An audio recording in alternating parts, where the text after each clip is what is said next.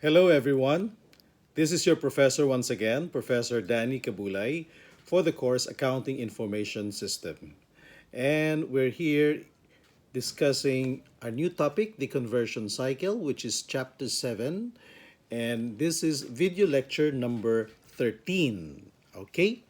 So, our objectives, learning objectives for this particular topic will be at the end of the topic, you should be able to identify the different elements and procedures of a traditional production process.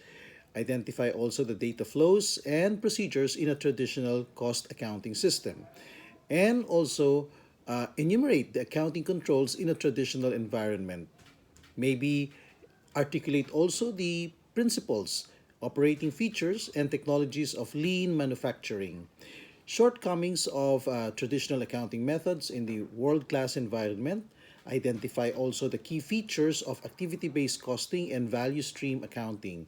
And finally, articulate the information systems of lean manufacturing and world-class companies. Now, let's talk about the conversion cycle.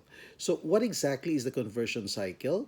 This transforms input resources, raw materials, labor, overhead into finished products or services for sale. So that means from, your raw materials, your labor, your overhead, you put them all into a production process, then you're able to produce the finished product. And that's what you mean by conversion cycle.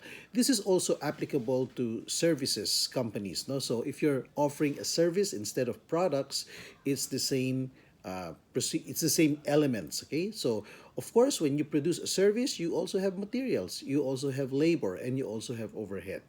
Now, this consists of two subsystems: the physical activities, or what you call the production system, kung paano tayo gumagawa ng mga produkto, paano tayo gumagawa ng mga serbisyo, and the information activities, the cost of accounting system. Okay? Now, so if you look at the conversion cycle in relation to other cycles, so of course you have the conversion cycle, and it is related to four other systems such as the revenue cycle, which we talked about earlier, the expenditure cycle, which we already discussed also, and then there is the marketing system and the general ledger and financial reporting system. So basically, apat siya. So when we talk about the production system, it involves planning, scheduling, and control of physical products through the manufacturing process. And this would mean determining raw materials requirements, ano ba mga kailangan natin. So we need to procure materials, authorizing the release of raw materials into production. So this is what you call allocation, okay, materials allocation, and then authorizing work to be conducted in the production process. So this is when you do the schedule of items to be produced. So you are basing it on a target, or maybe you're looking at a particular outlook, no, in production.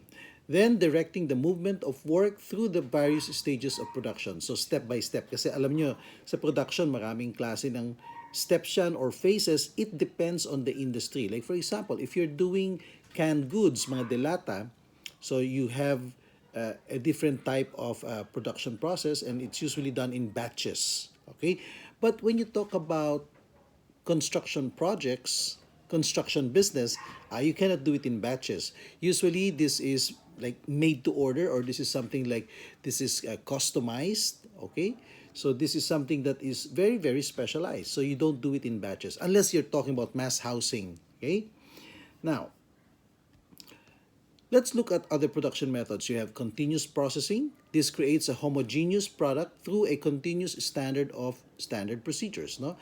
For example, kapag tayo ay nasa continuous processing, like for example, ano yung mga water refilling stations? Yan, continuous processing yan.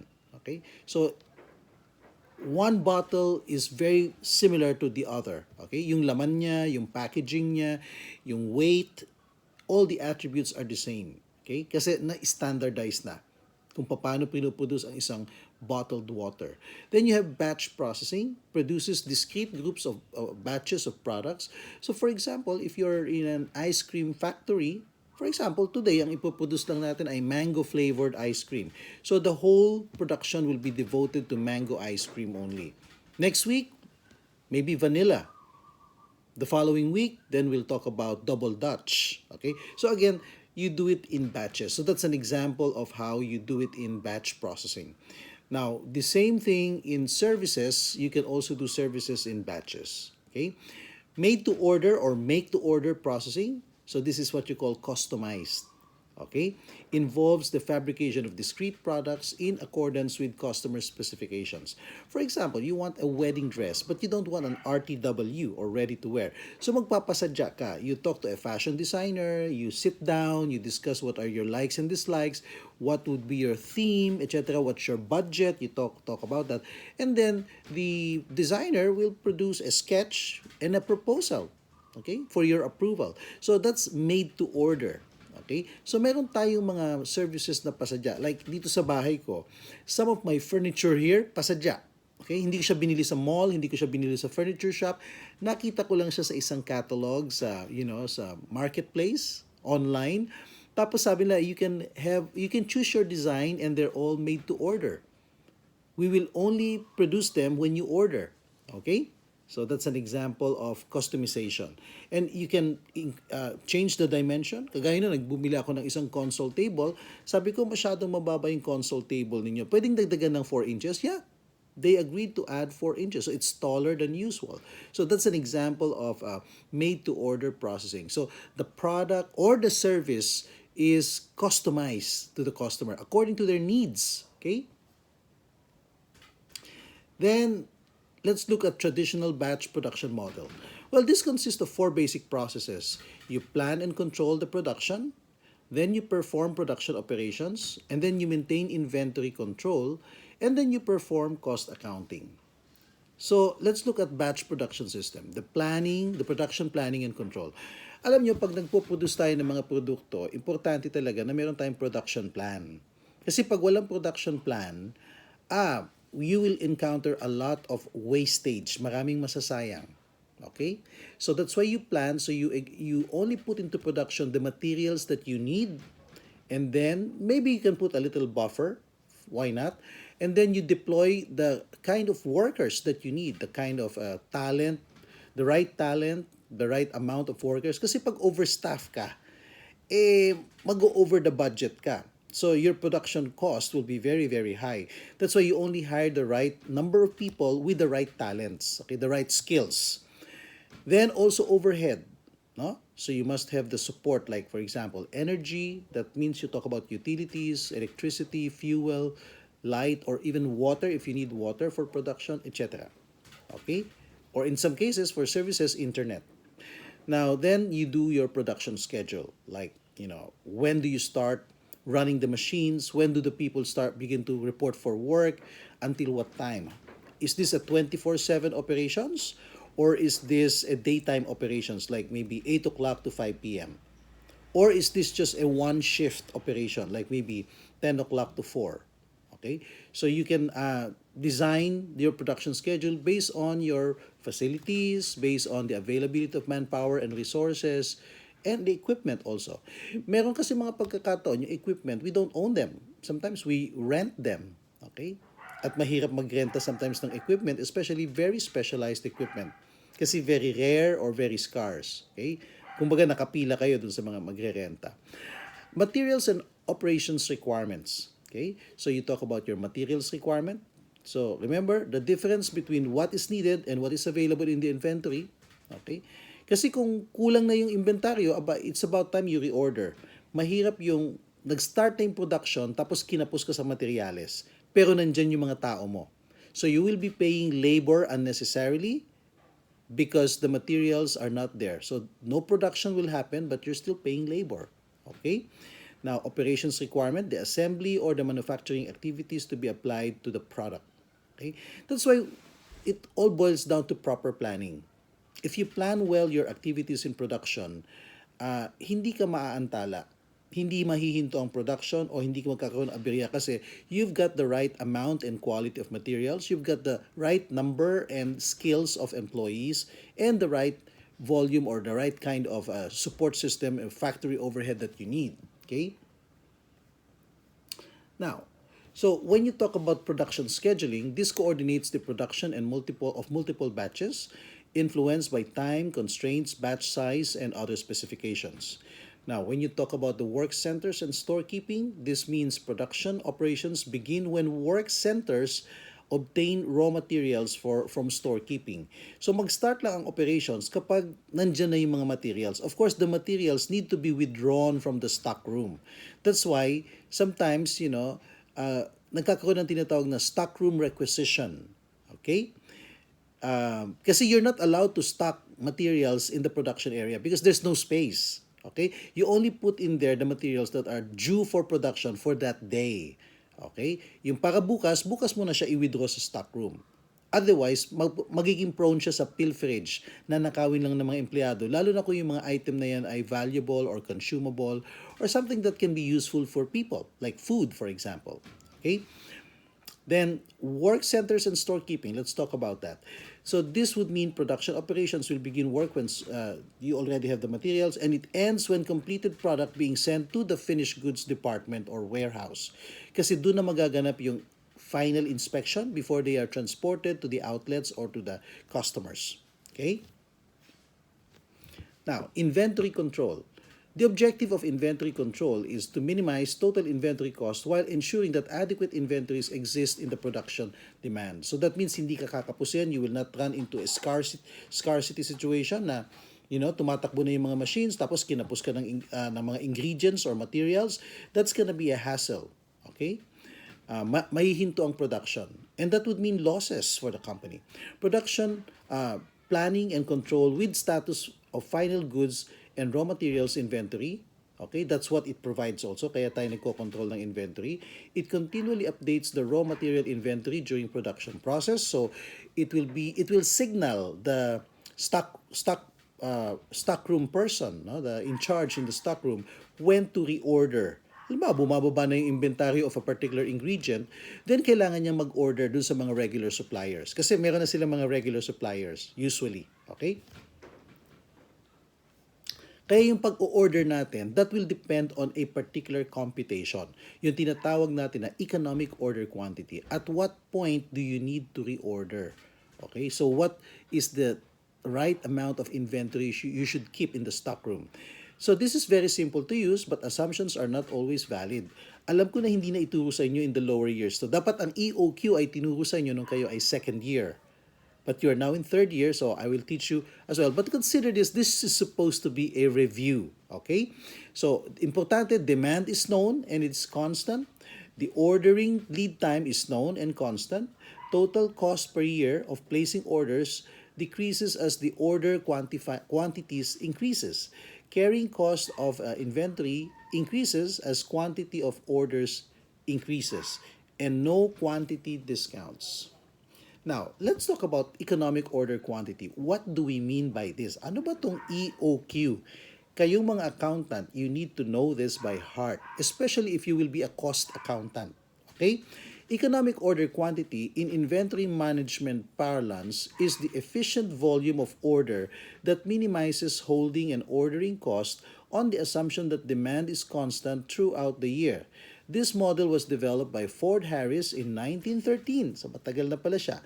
Ibig sabihin, ito yung amount ng inventaryo na bibilhin mo o orderin mo at bibilhin mo na hindi ka mag-i-incur ng napakataas na expenses. Yung tamang-tama lang. Kasi pwedeng magkaroon ka ng expenses na for transportation or expenses for, storing the item too long in the warehouse. Kasi syempre pag masyado ka maraming inipon na inventory sa warehouse, no? Especially kung, for example, they require a particular temperature, that will mean cost. Ang tawag yan ay holding cost. Okay? So the storage of a particular material is what you call storage cost. Okay? Yung halaga nun, like yung kung kuryente, kung kailangan mo siyang papalamigin, okay? Or kailangan siyang ipapack, the packing that you need to preserve the freshness of a particular material para hindi siya maging obsolete o ma-expire mabilis, okay? So it is often applied, itong EOQ ay usually ina-apply to ng mga kumpanya na gumagamit din ng isa pang sistema na tinatawag natin na JIT or just-in-time system. So JIT, we'll talk about that later. It's a Japanese system, no? But it is about inventory management also. But for now, let's talk first of EOQ. Okay, so in slide number 13, you would see the model, no, on how it happens, no. So you talking about the lead time versus the reorder point. So when your inventory falls at a particular amount, that is the time you start to reorder. And you are reordering in batches. Hindi ka na kailangan maghanap ng supplier kasi meron ka ng regular supplier. So we will assume that you already have a regular supplier. Okay? Let's look at an illustration. Kumakain ba kayo ng Japanese food? Mahilig ba kayo ng mga sushi, sashimi, yan, o katsudon, okay, sukiyaki, ramen, okay? Those are my favorite Japanese delicacies, no? Naku, ginugutom na tuloy ako. So, makikita natin sa slide 14 ang itsura ng isang Japanese restaurant. So, sa Japanese restaurant, mabilis mapanis ang mga ingredients niya kasi they're fresh. Like yung salmon, yung tuna, yung eggs na ginagamit, tamago, and all the other vegetables. That's why they probably order maybe weekly, okay? Hindi naman daily, but maybe weekly or once every 2 weeks. And they have hindi naman kalakihan din ang mga refrigerators at freezers sa mga restaurant. Tamang-tama lang. But syempre, we have to calculate the demand. Gaano ba kadami ang kumukonsumo ng a particular ingredient? Kung saan ba ginagamit ng mga putahe ang mga ingredients na yan. So, let's look at an illustration here. Okay? But first, let me review with you the formula for EOQ. The formula for economic order quantity is Q is the EOQ, okay? Q equals the square root of 2DK divided by H.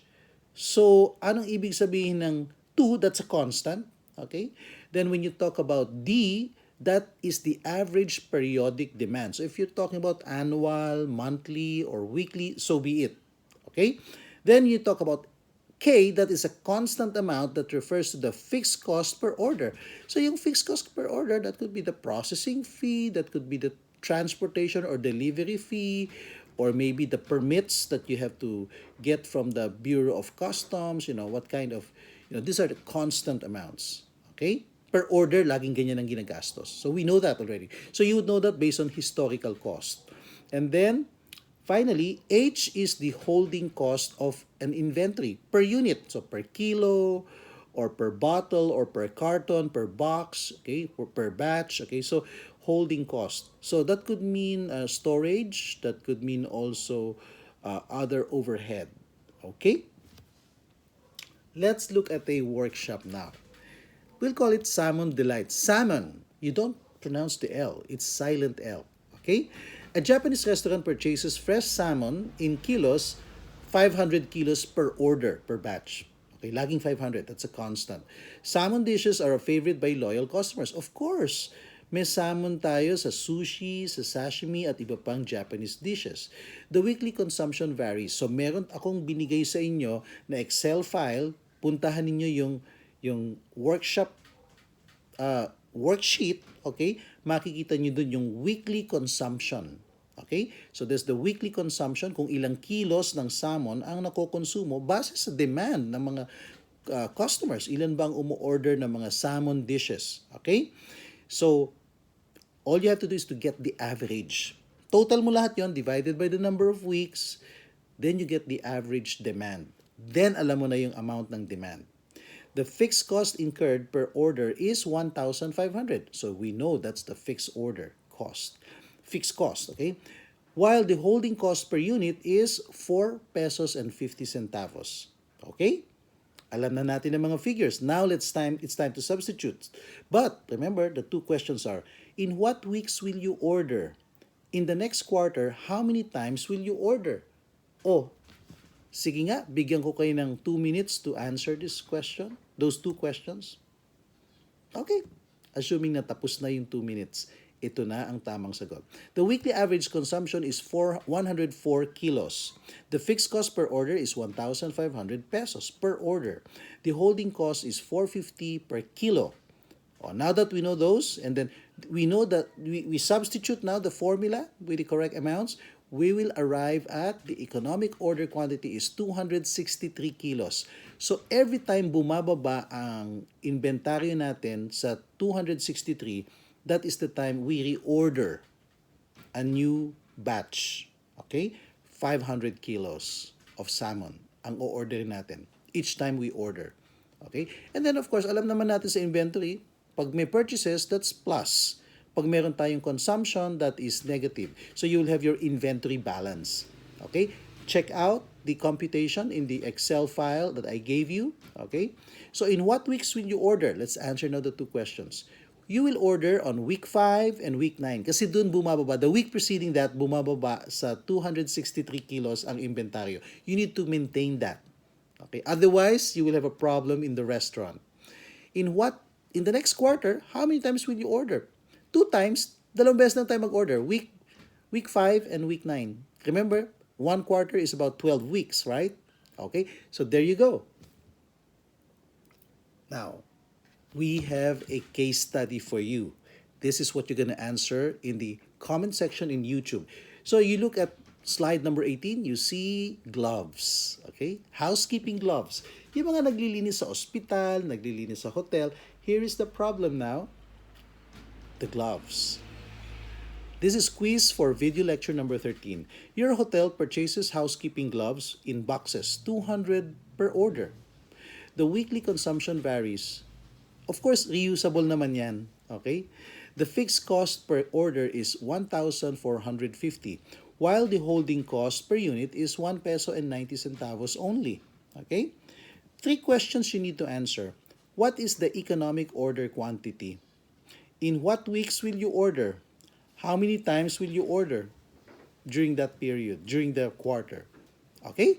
3 questions to answer in the comment section in YouTube. Make sure that you take a picture or a screenshot of your answers just in case na hindi ko siya mabasa. Eventually, send it to my private messenger.